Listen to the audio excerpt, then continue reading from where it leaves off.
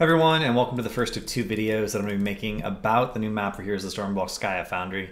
This first video is going to be about how to correctly use the Triglav protector. You can see it right there. It's kind of looking dumb.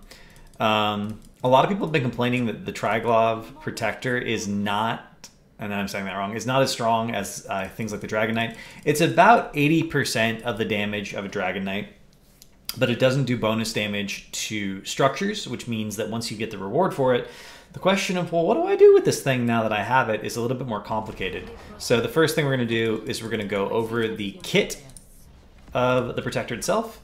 And the kit's pretty straightforward. It has a little bit of a gap closing charge. This does bonus damage to non-heroes. That does include structures. You can wait for the cooldown.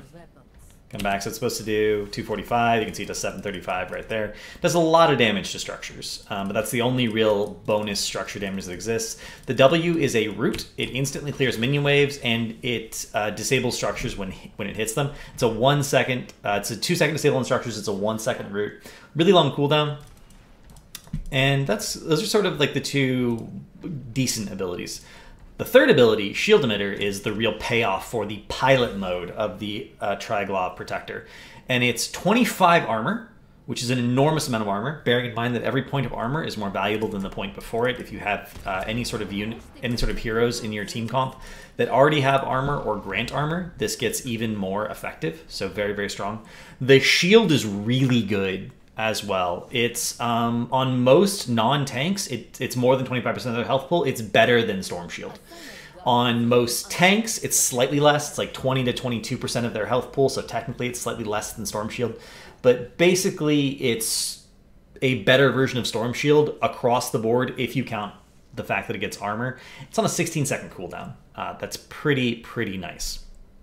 Moving over to the gunner side of things, we have a little bit of a poke ability on a very short cooldown. As it charges up, the range increases and you throw it out. This does really terrible damage. It's just not very good damage. It is slightly area. You can see there it's hitting everyone, but it's not very good. You also have a Gatling gun that is mouse cursor targeted, so you just gotta like move your mouse cursor around. You will miss. It is a little bit tricky to use. It doesn't. It's not instantly willing to follow your mouse cursor. It does have a little bit of lag time. So that's something to think about. And get back in here, and we'll switch back to the gunner mode. And then you have the best ability for the pilot mode here. We have to move into range so that we can use it. It is the E, it is the laser. It's kind of funny that both of them. The laser is a 1 second wind up. You can see it right there. And then it does very little damage on the initial hit, but does a lot of burst damage on the follow-up. So it's a 10-second cooldown.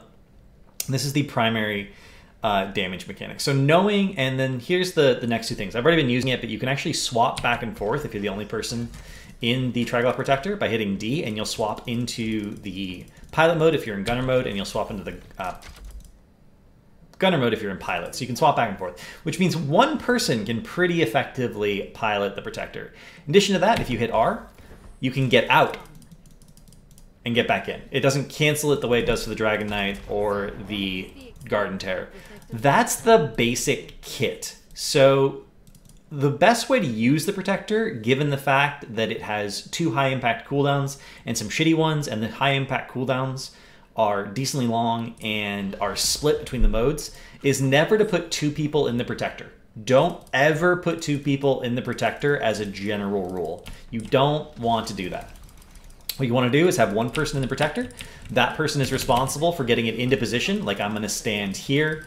I'm going to body block, and then I'm going to switch into the gunner mode. I'm going to turret, right? I'm just going to use all these cooldowns. Maybe I'll poke with my Q if something gets out of range. I'll throw it out. I'll switch back. Now that the wall's gone, I'll move up. I'll throw the W out. I'll give my team the shield. I'll switch back into gunner mode. I'll use the laser.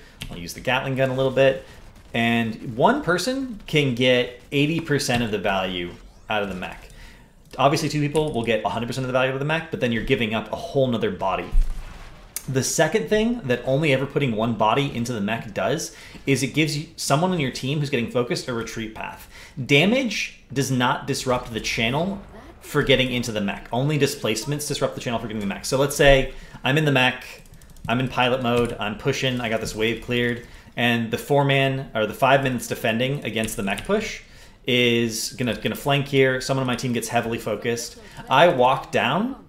The person getting focused gets in the mech. And now they essentially have the mech's health bar instead of their own lowered health bar. I can walk them out to here. They can get out of the mech. You know, they just hop out. And I can walk them back, and I can walk the mech down here. They're gonna be totally fine. So by pushing with the mech with only one person in it, you always have a situation where one person can get focused and that could ruin your push. They can always get in the mech. If there's stuns or displacements, if they have some sort of unstoppable, they're guaranteed to be able to get in the mech because only damage does not disrupt the channel for getting in the mech. And again, one person can get most of the value of the mech just by switching back and forth. You can, you know, see that. You can swap in, swap out. Pretty easy. You don't ever want to put 2 people in the mech unless it's an emergency measure. The people who should be in the mech, ideally, are people who probably have pretty good cooldowns. Like if Jaina blows her full combo, then Jaina can pilot the mech for a little bit. And then, you know, let's say 15 seconds have gone by. Jaina's used her E, she switched into pilot mode, she used the laser, she hops out, she drops Blizzard and her full combo on someone. Maybe you get a pick, maybe you don't. She gets back in the mech, she walks it away. ETC with Power Slide, you know, ETC is not very threatening when Power Slide's on cooldown. ETC can get in the mech, walk it around for a little bit. If you're running double support, you can put your burst healer in the mech and have your sustain healer outside of the mech. And then, you know, your burst healer will have the E available. So you can E, he can get out. Let's say it's an Uther, he can, you know, Q to top everyone off with Holy Light, and then W, get everyone topped off, get back in the mech. So you have a lot of options, but generally speaking, it should not be 2 people in the mech ever. It should be 1 person in the mech, hopping back and forth between pilot and gunner. And in some cases, you don't want anyone in the mech, right? In some cases, you're just going to use the mech as a siege enabler by using the health bar. So buildings will continue to target the mech, even if no one's in it. So if we get called on another mech here. So I'm going to walk this mech over here. Notice it's getting targeted by the fort. I'm going to hop out. Still targeted by the fort. This means you can, let's say you're in a 5v4 and your team actually does more damage than the mech does in terms of damage to buildings. You can just tank the building for free, right? It's kind of like having a Chen or a Sylvanas. It's just drinking tower shots, depriving the tower shots. I have seen a couple of Grandmaster Korean ladder games where the mech was just put off in a corner, like it's put on this side to act as a ward. Specifically here, it was put like right here to act as a ward to deny flanks while teams just push the bottom. That's probably a pretty niche use of it. They had a really heavy damage siege comp, so it worked for them extremely well. But that's sort of how you use the Protector. And I think that getting max value out of the Protector is really important because, especially in Hero League, people are going to go for the objective, whether it's a good idea for your team composition or not. So knowing how to use is really important. But the number one thing you need to remember is you can get out of the mech and get back in the mech. You can get out, you can get back in. You can swap back and forth using D between pilot and gunner. Use the abilities. They have decently long cooldowns, especially the high impact ones, which means that you can get a lot out of it. And 2 people should not be in the mech ever unless it's an emergency escape, essentially. You're essentially just using the mech as a shield to prevent you from instant death. Right? That's how you use the Triglav Protector effectively.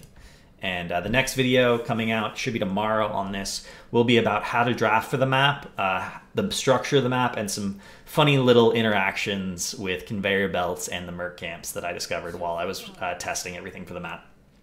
If you have any questions, feel free to post them in the comments below, and thank you for watching.